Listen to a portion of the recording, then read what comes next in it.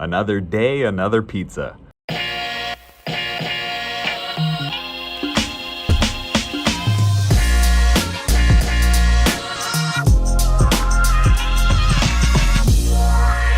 Hello and welcome back to another ghetto setup, travel, vlog style update, recap, review, analysis, check-in video, whatever you want to call it.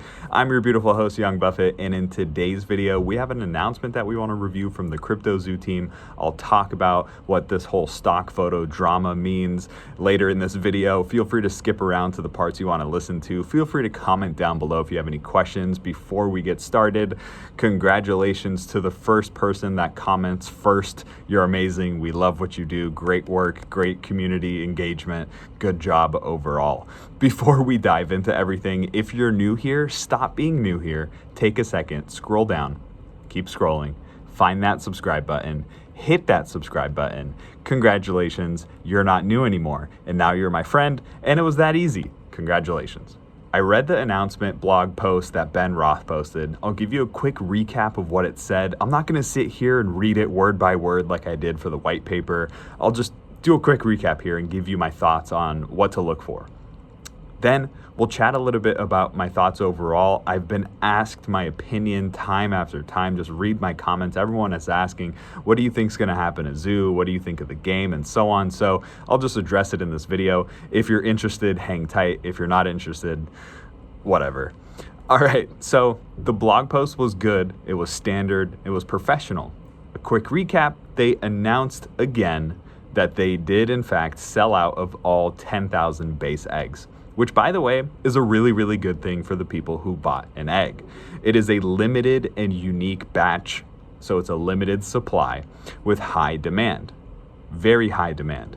They sold out within seconds of launch. I had a feeling it would do that, but I saw a lot of people saying that they probably wouldn't, so I got a little nervous pre-launch, but it actually worked out really well. They sold out 10,000. So just some quick context about why all this matters. I graduated college with a degree in marketing. So I worked in the marketing industry for over 10 years, and I can tell you that, yes, they did do a really good job generating pre-sale numbers. They did a fantastic job with their marketing efforts so far. Before you scroll down and start cussing me out, hear me out. A lot of people expected a lot of marketing to kick things off. You'll hear a big name like Logan Paul, and I hear people saying that Logan should tweet, Logan should post, where is his vlog? We need more mentions on his podcast. We need to do this, we need to do that. But if you can just take a second and zoom out a little bit, take a look at the bigger picture and realize what's actually going on. Let's take a look at the big picture here. They have a plan, they have a business model, they have milestones, all of which is private to their team, and we don't know about it. They have key performance indicators. They have buzzwords that they're generating, and they have a system. And we'll get into it. Just hold on. You may not agree with what they're doing.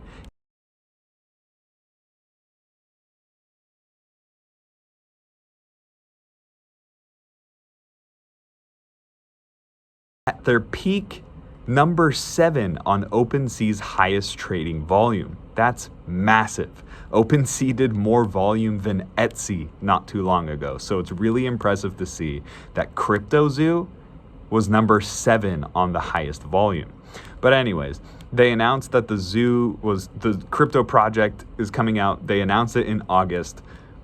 And when I say announced, I say that loosely. If you really think about it, all he did was mention it on their podcast. And then I made a TikTok about it, and then it got a little bit more eyes on it. And then Logan reposted my TikTok on his Instagram, which then ended up generating 1.2 million views, plus his podcast views, plus other content creators jumping in and making content and talking about it. So there was a good amount of buzz that generated a good amount of buzz.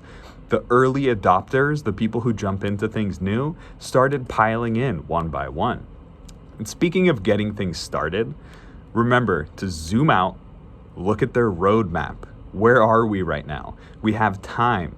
Unfortunately, in the crypto industry, it's very fast and very volatile, right? So when we get into something, we're trained to want it really, really fast. Then we complain about rug pulls and failed projects. just take a deep breath. We just got started. This is a slow burn. This is a process. And let me ask you this.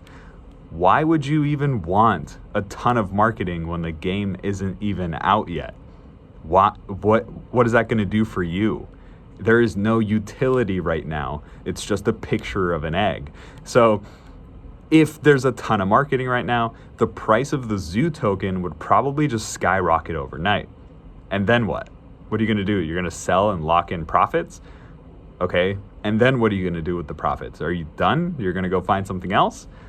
Well, that might just cause a rug pull by itself. You don't want things to go up too fast, too quickly, too much.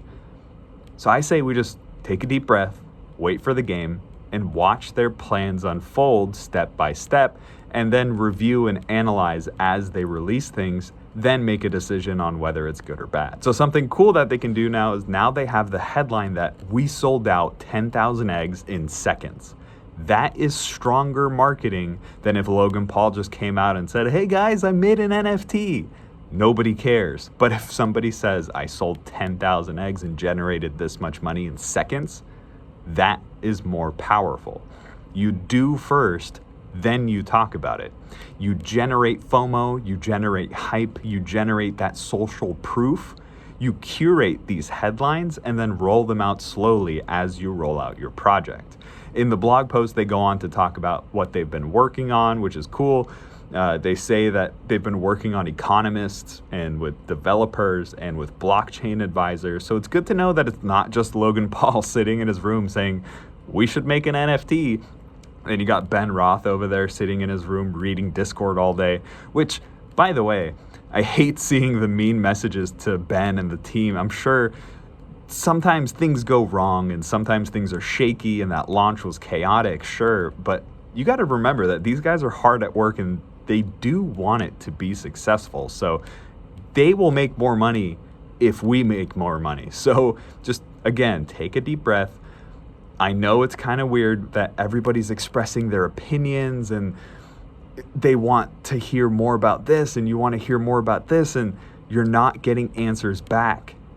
But actually, that makes me feel better about the long-term, bigger scale of this project.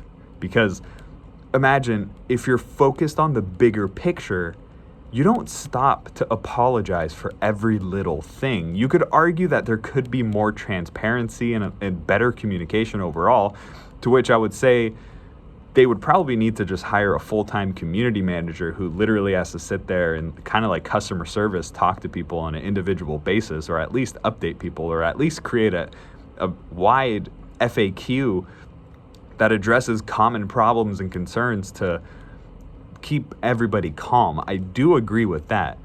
But overall, they have a plan and it's very macro. And so far, I'm interested. So that could be a solution because obviously Ben and the team, they're probably super focused on the macro of the game and not the day-to-day micro problems. So for now, I think it's good. Something to work on for the bigger picture though. But let's zoom out again and let's stay macro. They talk about in their blog post that they launched on OpenSea and their website. We obviously know that. They say how they did that for people on Binance to save money on gas, but then they opened it up to OpenSea because it's more popular and easier to use. I don't think it's easier to use. I think OpenSea is crazy. But anyways, there was a fun fact that said there was 5,840 eggs on the Binance, but I thought it would be 5,000 and 5,000. But either way, it's good to know that there's 5,840 eggs on Binance, and then the rest is on Ethereum. But it's also good to know that they are selling exclusively on their platform for any future egg releases. So that leads me to assume you'll be able to buy future eggs with Ethereum on their website instead of having to split it up like they did for their launch, which was kind of chaotic and kind of tricky because nobody knew which one's the real egg or which one's a fake egg, and I don't know, it was just a mess. But okay, let's say you got an egg. Now what? Well, I'm glad they addressed it because I felt like I don't know now what. And if I don't know, that means a million other people don't know. So Obviously, we're waiting for the game to come out Q4 of 2021. That's when the game launches, but I wanted more detail, which they did give in their blog.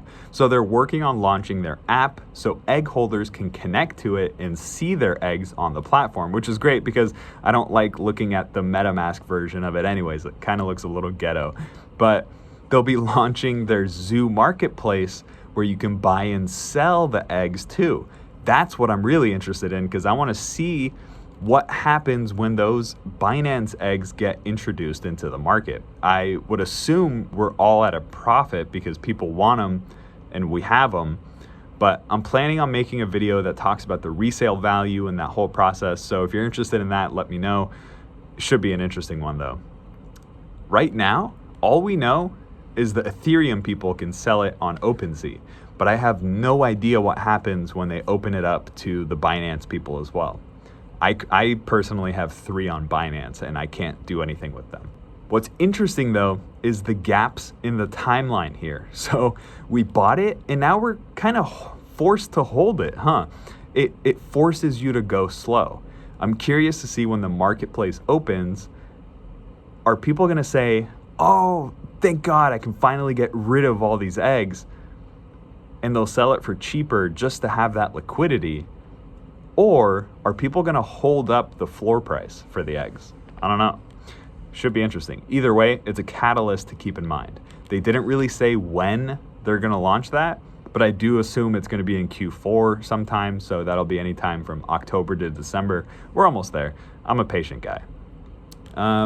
They also said they're going to be releasing more of the CryptoZoo ecosystem within days, weeks, and months. So I guess just hang tight, hit that subscribe button so you don't miss a thing as we document our journey every step of the way. So the next thing I wanted to talk about was I've been getting tagged in left and right on this whole Adobe Stock image scandal that I think CoffeeZilla brought up, but CoffeeZilla is a YouTuber who uncovers scams and exposes fake gurus and honestly makes really, really good YouTube videos. You should definitely go check him out if you haven't already, but he just came out with a video about CryptoZoo and it's really funny and it's really well made, but I have one kind of problem with it. He really just focuses on the fact that the pictures are photoshopped Adobe stock photos. So I'm seeing a lot of people on Telegram complain about it too.